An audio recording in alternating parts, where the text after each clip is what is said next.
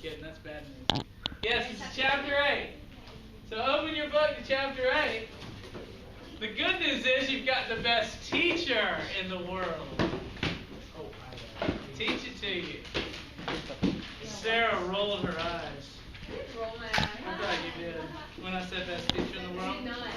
I actually thought about when you did your presentation after you went to Galapagos. and you met the best teacher in Ohio. Oh yeah. Good thing Super teacher. In Ohio. Yeah, is that what I said? It's pretty funny. Good thing for him I don't live in Ohio. We ought to go to the Galapagos. You should. We should. Be a great summer trip. It would be. It's about $6 grand. Let's do it. Okay, so we're learning about respiration here. And like I said, this is complicated. Is this chapter 8? It's chapter 8. Did we not do 7.5? We did not do 7.5. Computers can do that? Yeah, we skipped 7.5. So where are we right now? Cool. We're on chapter 8.1. What's 7.5? Hold on. Oh, other types of photosynthesis. Like we want to know about that. 8.1. Now, I'm going to write the formula for respiration. Here it is. C6, H12, O6. Really? Yellow. Yes. Okay. Jordan, you need to run downstairs to Miss LaValle's desk. I don't know why. Probably something good. C6H12O6. What's that? Glucose. Glucose. Plus 6O2. What's that? Oxygen. Oxygen. Yields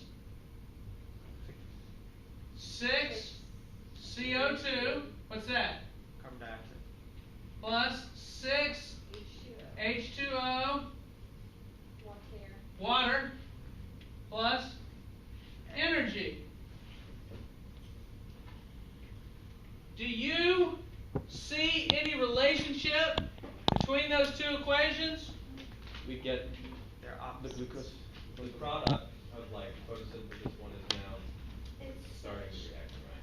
It's the same thing backwards, right? Okay. So let's think about what goes on because the big picture is so important. The details are nice to know, but the big picture is more important.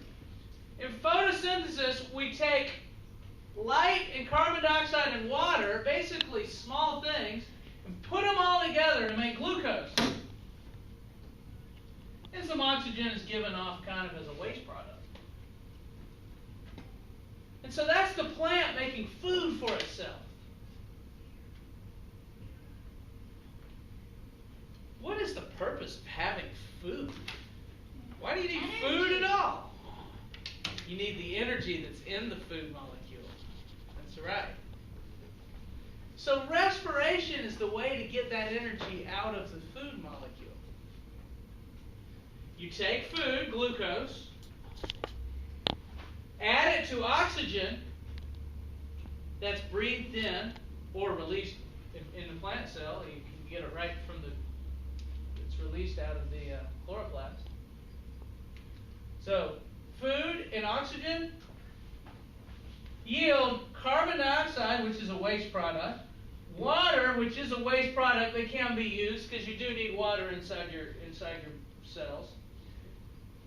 But the energy, that's what comes out of it. That's what is needed. So respiration, this is cellular respiration. I'll put CR, standing for cellular respiration, yields energy. How is the energy used? Does anyone know that? ATP.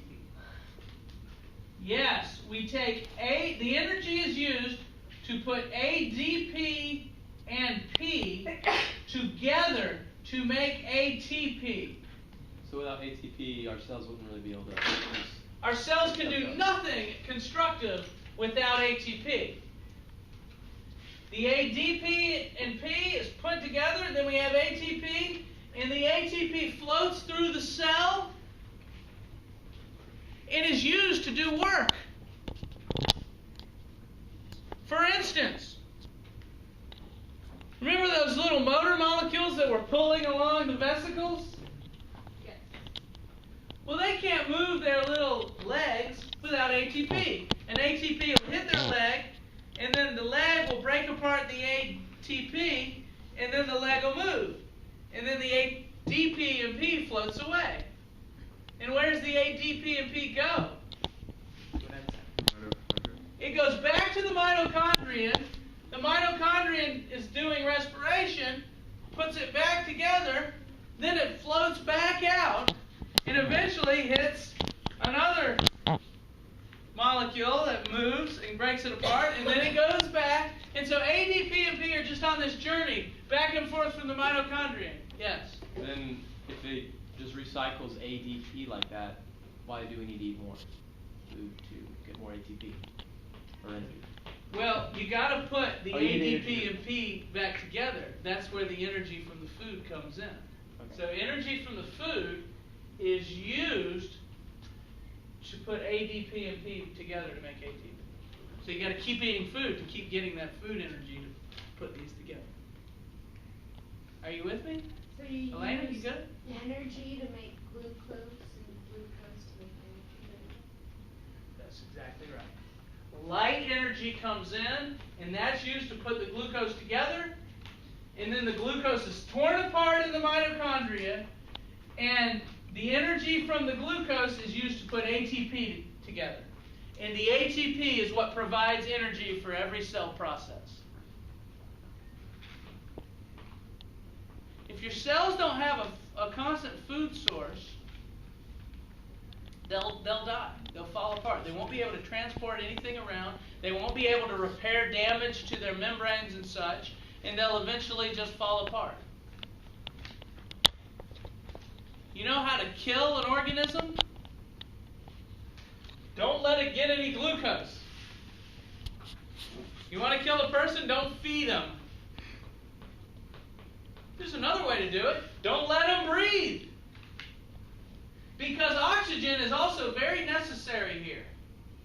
The oxygen combines with the glucose to yield the energy. You got to have oxygen too. So you want to kill a person? Don't let them breathe. 2 minutes is all it takes. 2 minutes without oxygen, and your cells will all die. All of them? Yeah, different cells die at different rates. But they'll all eventually die without oxygen.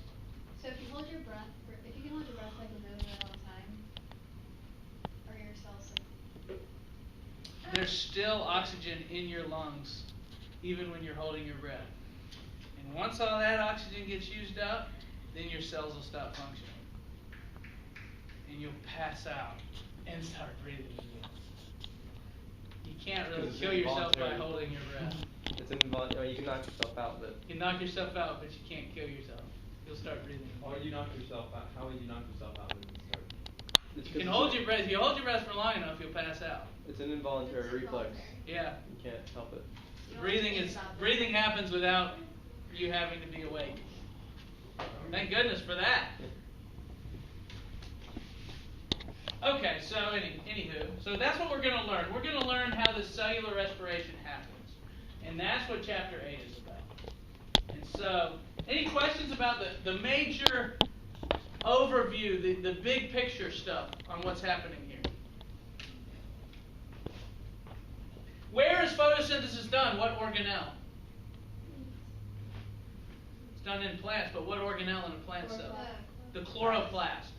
What organelle is cellular respiration done in? The mitochondrion. Do animal cells have chloroplasts? No, animal cells cannot do photosynthesis. Do plant cells have mitochondrions? Yes. Yes. I'm hearing some yeses and some no's. Plant cells also have mitochondria. Plant cells have both. Animal cells just have plant cells have both. So how do animal cells get their glucose? They have to eat. Animals have to eat. Plants make their own food. But both types of cells need mitochondria. So if we never ate sugar, we Yes, very good. absolutely. Now you can just eat protein, but your body can change the protein you eat into sugar. You can just eat fat, but your body can change the fat that you eat into sugar. So it doesn't matter what type of organic molecule you eat, any of them can be changed into sugar, but you got to have the sugar. You don't have to eat sugar. You can eat protein, but that can be changed. Does that make sense? Talk to our dentist. That's cool. Now, the Section 8.1 talks about a couple of carrier molecules. They're called NAD and FAD. NAD and FAD. What are they? They're electron carrier molecules. And what they are, and I will represent them in my little magnets, with my little magnets here, I will represent them as little green magnets. There's NAD and there's FAD. And they're electron carriers, meaning they're like little taxi cabs that can carry electrons from one place to another. Do y'all remember when we did photosynthesis? Let me open this, get a little more light on this. Do y'all remember when we did photosynthesis? How the electrons went down the chain, and at the end of the chain they were picked up? Y'all remember that? Yes. They were picked up by an electron carrier, and also some hydrogen got picked up. Do y'all remember that? Yes. Mm-hmm. Savannah, you're just staring. You do? The electrons go down the chain and then they get picked up at the end of the chain? It was exciting, wasn't it? Do you remember the name of the molecule that picked up the electrons? NADP. Well, it's the same thing that's going on here. NAD and FAD are also electron carriers. They will pick up electrons, boop, and whenever they do, they'll tend to pick up a hydrogen too. And NAD will change to NADH. And FAD will change to FADH when it picks up electrons. Do you know why you tend to pick up a hydrogen when you pick up electrons? Did you know? You had your hand up? It's because the hydrogen needs more, it has only one electron and it's on the outermost thingy of it, right? Well, let's think about electrical charges. Oh, wait, Isn't both- it like a ion, right? It is. So it's just a proton and it attracts an electron. There you go. The hydrogen is just a proton. And the electrons are electrons. So proton and electron go together, right? Mm-hmm. So if you pick up electrons, you'll also pick up protons. So these electron carriers will pick up electrons and pick up protons, and so NAD will become NADH, and FAD will become FADH in this process of respiration when we're breaking this down.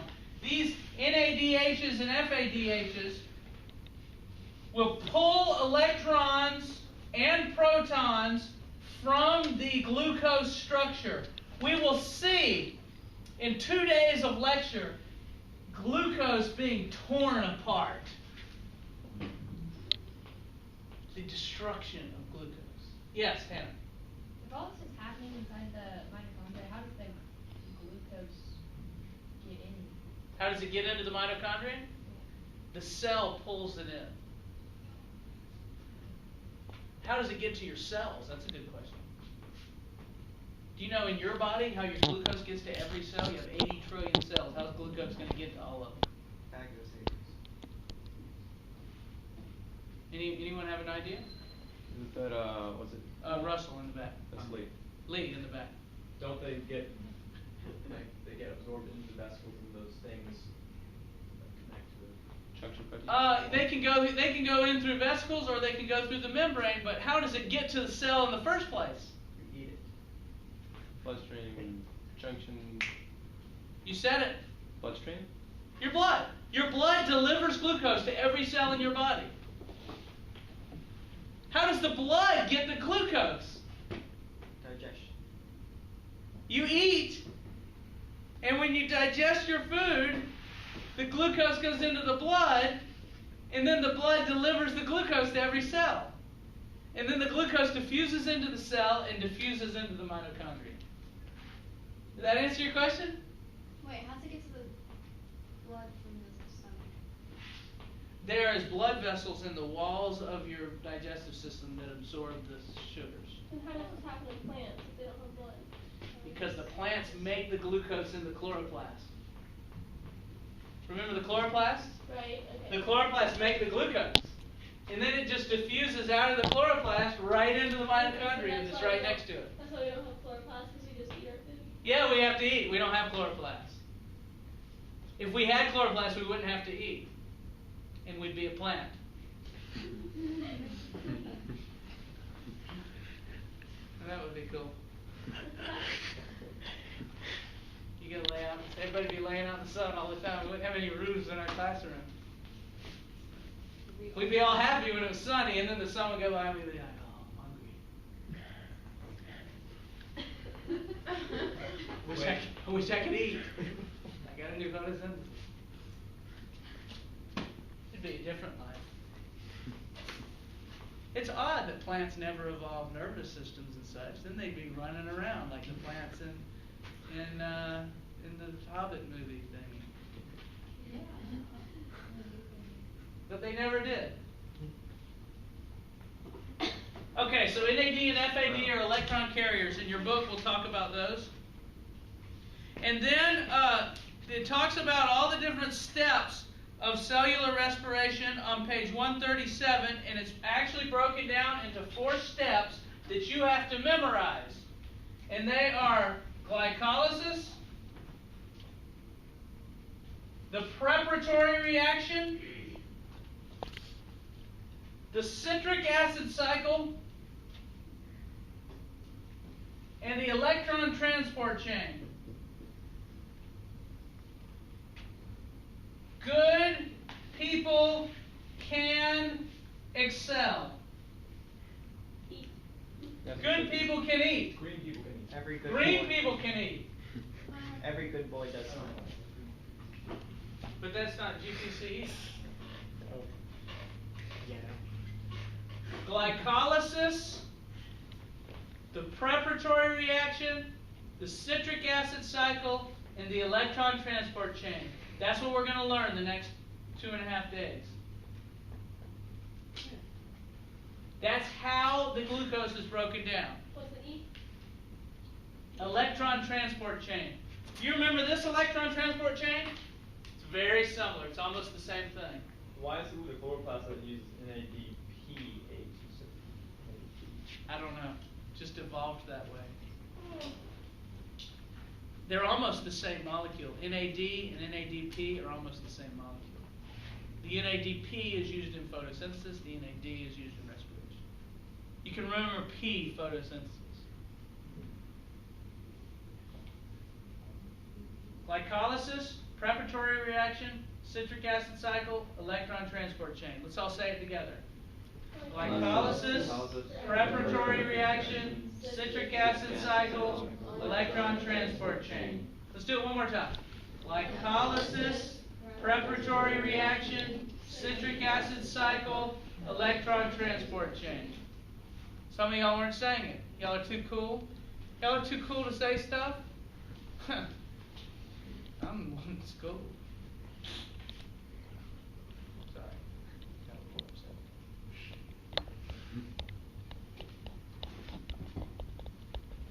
One glucose molecule, we will see in this process, will be torn apart. So it's not glucose anymore. All we'll have left is carbon dioxide and water. And those are going to leave the mitochondria and exit. But in that process of tearing down this glucose molecule, we're going to create about 36 ATP molecules. Jessica, 36 ATPs will be put together. You were good? You were doing good then? Okay. Sorry. I was just looking for someone to pick on. Maybe I should have picked on Stephanie. I'll do that next time.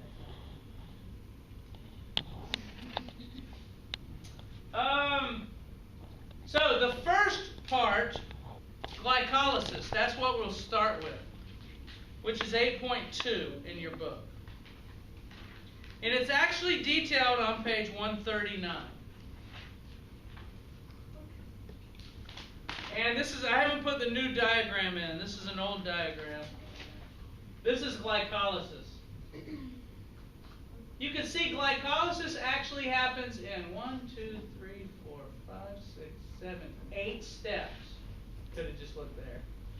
So there's 4 steps, and then first step has 8 steps. Yes. 139. Yes, there's 4 major steps, but the first step has 8 parts to it. But guess what? I'm not going to make you know those 8 parts. Thank you. Thank you. Thank you. I had to learn it in cell biology. I had this buddy of mine who was my study partner, and he had glycolysis on a poster in his room. He was real nerdy. But he's a good study partner. He knew it, man. He knew glycolysis. Glycolysis is the most primitive energy-making reaction on Earth. Every organism uses it. Even the bacteria, even the archaea, the prokaryotic cells use glycolysis to make energy. Glycolysis evolved before mitochondria even existed. So glycolysis is a way to make energy, and through these 8 steps, we're going to make 2 ATP. 2 ATP get put together. Can you see where the 2 ATP are made? 2 ATP are made there. But wait, 2 ATP are made there too. That's 4. Mr. Willis, you're lying. 4 ATP are made. No, I'm not lying. Mr. Willis. 2 ATP were actually used up at the beginning of this. See, an ATP gets used up there, and an ATP gets used up there, and then 2 ATP made there, and 2 ATP made there. There's a net gain of 2 ATP. 4 ATP get made, but 2 ATP are used up. So there's a net gain of 2 ATP in this process of glycolysis. So there's 4? There's 4 made, but 2 used. Wait, would there be 3 and 1 used? 1, 2, 3, 4 made, and 1, 2 used. If I give you $2 and you give me $4 back, what's my net gain? $2. So we start with giving up 2 ATPs, but we finish with making 4 ATPs.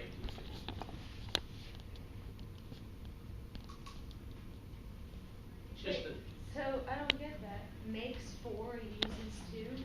yes. Where is the 4 made? 1, 2, 3, 4.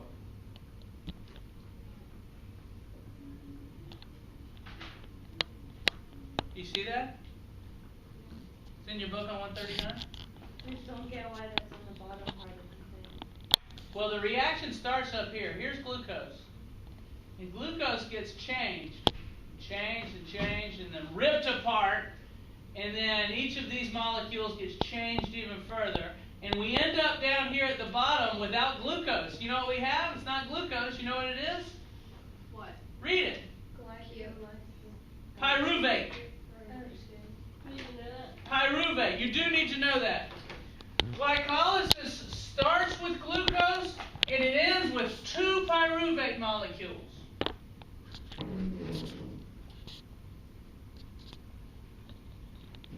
And this this happens outside the mitochondria. It's not even in the mitochondria. It's just in the cytoplasm of the cell.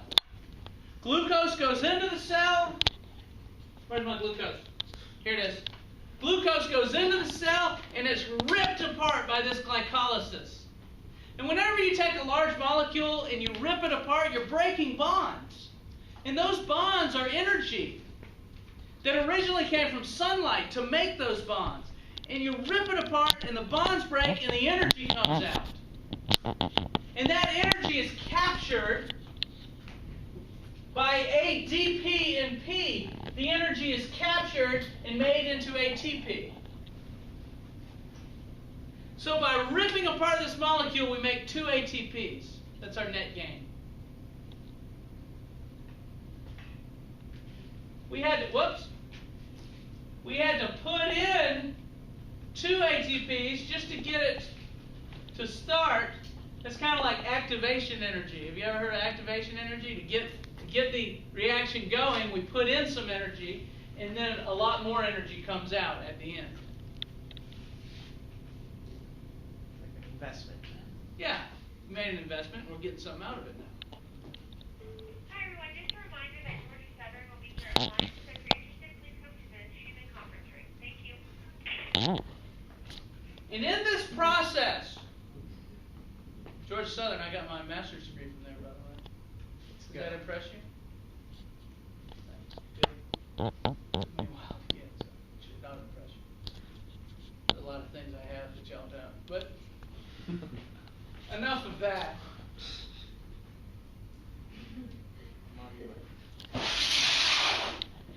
When the glucose is ripped in half and we end up with these pyruvate molecules, electrons fly off of the structure.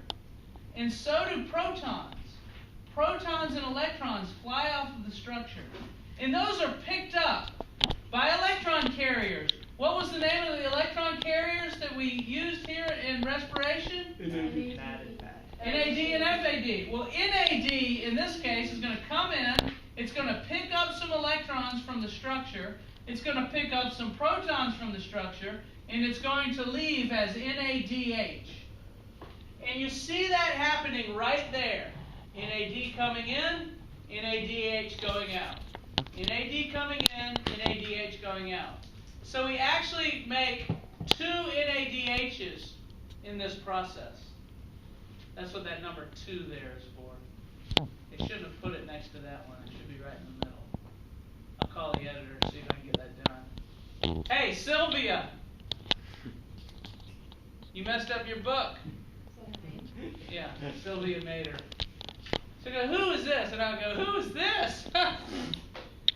Tom Willis. She'll go, no, Tom who? Don't know that. I have imaginary conversations often. Nice. Okay, so do you see what's happening here? Yes. What's happening to glucose? Can you summarize it in one sentence? Being ripped apart. We're making pyruvate. It's being ripped apart to make pyruvate. 2 pyruvates. So what is pyruvate? Pyruvate is what's left when you rip a glucose in half. You got 2 of them. Why do you want that? ATP? Well, when we rip it apart, yeah, we form some ATP. We form a couple ATPs, and we also leave a couple NADHs carrying away electrons. We're going to use those NADHs later in the electron transport chain. Exciting in there, isn't it? Pyruvate is the final thing, the final outcome. The pyruvate is the final outcome plus 2 ATPs net plus 2 NADHs. So as long as you know what goes in and out of glycolysis, I won't make you know all the intermediate steps. Yes? So where does the NADH, where do they go? The NADHs are going to go through the electron transport chain, which is the last step here. The NADHs, let me write them here, that'd be fun. The NADHs that are formed, That'd be fun. yeah, see, I had fun there. The NADHs that are formed are going to go over here to the electron transport chain. And we're not there Wait, yet. so where's the pyruvate? The pyruvate is going to go on to the preparatory reaction, which we talk about Monday. I like the way you're thinking, though. You're wondering what happens next. That's what happens in a good TV series. They hook you for the next show. You're like, I got to see the next lecture because he's going to tell us what happens to the pyruvate. Wait, that's gonna be Monday, right? It's going to be Monday. Woo! Can't On wait. Monday, it'll be alright. It's great song. My mom used to sing that too when I was going to sleep. What? Was it Tarzan song? Say that again? Tarzan? Come Monday? No, it's that's Jimmy Buffett. You're thinking of the Don't stop your time. yeah. Video footage of glycolysis. Yeah, that one. Video footage of glycolysis? Cells derive energy from the oxidation of nutrients such as glucose. What? The Sorry. oxidation of glucose to pyruvate occurs through a series of steps called glycolysis. See if you can follow this. The energy released during these oxidation reactions is used to form adenosine triphosphate, ATP, the energy currency of the cell. The initial steps in glycolysis are the additions of two phosphates to the glucose molecule at the expense of two molecules of ATP. The result is a 6-carbon sugar diphosphate molecule and two low-energy adenosine diphosphate molecules, or ADP. This 6-carbon sugar diphosphate molecule is then split into two 3-carbon molecules. Each of the 3-carbon molecules is converted through a series of steps to pyruvate. During these reactions, electrons are transferred to the coenzyme NAD+ to form NADH, and ATP is formed. Under aerobic conditions, the pyruvate is further oxidized to yield more ATP, and under anaerobic conditions, the pyruvate is converted into lactic acid. Check this out. Do you notice that? Backing this up. You notice that at first, phosphate is put on by ADP, by ATP. The phosphate is put on to this molecule, and later the phosphates come back off. Watch this. The phosphates will come back off later. See that? See, phosphates come back off right there. Are y'all with me? Yes. We call forming ATP by removing a phosphate from a substrate molecule. There's a cool name for that. It's called substrate level phosphorylation. That's instead of ADP and P being put together, where they're just kind of both floating around and they get put together like we've seen before, if the P is attached to some molecule already, and then the ADP comes and picks it up, boop, that's called substrate level phosphorylation. It's a different way of forming ATP other than the ATP synthase molecule we saw earlier that would just stick them together. It's already attached. They say the phosphate is attached to a substrate, and the ADP comes and picks it up. That's substrate level phosphorylation. I just love that phrase, substrate level phosphorylation. You'll read about it in 8.2. Yeah? If you have to use two ATPs to get something to happen, but you get 2 out, and then you really complicated. You use 2, and you get 4 out. So you got a net gain of 2. But if you had to use 2, You use 2. you made 4. Give me 2. Give me 2. Thank you. I give you back 4. You got more than you started with, right? You gave me 2, and I gave you back 4. That's a net gain of 2. It's a gross gain of 4.